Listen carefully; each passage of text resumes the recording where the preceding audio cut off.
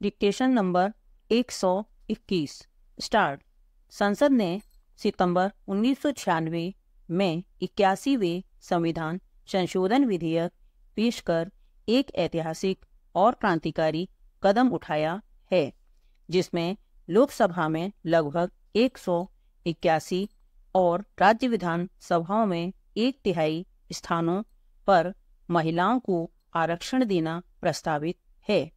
भारतीय समाज में महिलाएं लगभग 50% हैं, जो अशिक्षा, पिछड़ापन, रूढ़िवादिता, धार्मिक कट्टरता, शोषण के कारण समाज जड़ स्थिति में रहा है। जहां समाज सुदृढ़ होता है, वहां व्यक्ति को समाज का डर होता है, जिसके कारण समाज में बुराइयां नहीं पनप पाती हैं। राज्य को भी ऐसे समाज में कम हस्तक्षेप करना पड़ता है। लेकिन भारत में समाज दोषपूर्ण और कमजोर होता गया है। अगर महिलाओं की दयनीय स्थिति के संदर्भ में हम देखें तो समाज बुराइयों में इतना जकड़ गया है कि वह स्वयं अपनी बुराइयों को दूर करने में सक्षम नहीं हो पा रहा है।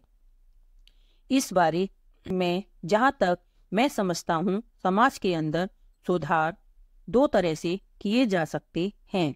एक तो समाज स्वयं को बदले या राज्य वैधानिक रूप से यहाँ बदलाव लाए। यह कितने खेद की बात है कि समाज में व्याप्त इन बुराइयों को दूर करने के लिए हमें कानून बनाने पड़ रहे हैं। दहेज प्रथा उन्मूलन, पुत्रियों को संपत्ति में अधिकार और हाल ही में गृहिणियों को साप्ताहिक अवकाश देने संबंधी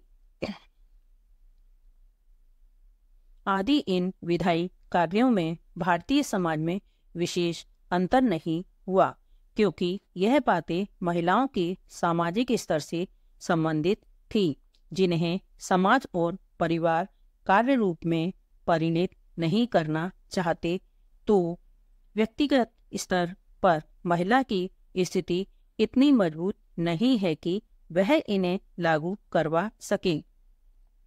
लेकिन राजनीतिक प्रक्रिया में महिलाओं के अधिक प्रवेश के लिए यदि संवैधानिक संशोधन किए जाते हैं तो राज्य द्वारा उनका क्रियान्वयन होता है, तब समाज उससे प्रभावित अवश्य हो जाता है।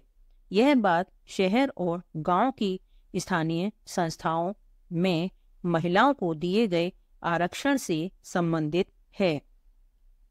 लोकसभा और विधानसभा में उनको 1/3 आरक्षण देने के लिए संविधान संशोधन विधेयक अभी विचाराधीन ही है।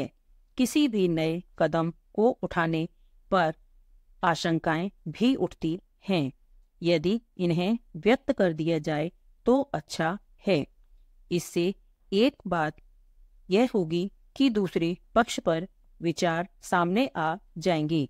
दूसरी तरफ 21वीं सदी के दरवाजे पर खड़ी भारतीय महिलाओं को सत्ता में भागीदारी देने वाले प्रजातांत्रिक प्रयासों के साथ न्याय हो सकेगा। इस संबंध में समुचित बौद्धिक विचार विमर्श, बहस, चिंतन मंथन के उपरांत जो जन सहमति की स्थिति निर्मित होगी, साथ ही उसे भारतीय समाज का स्वरूप भी परिलक्षित होगा।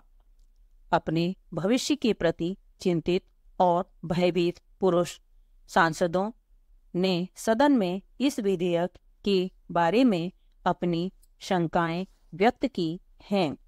देश के बहुत से महिला संगठन इस विषय पर चिंतित हैं।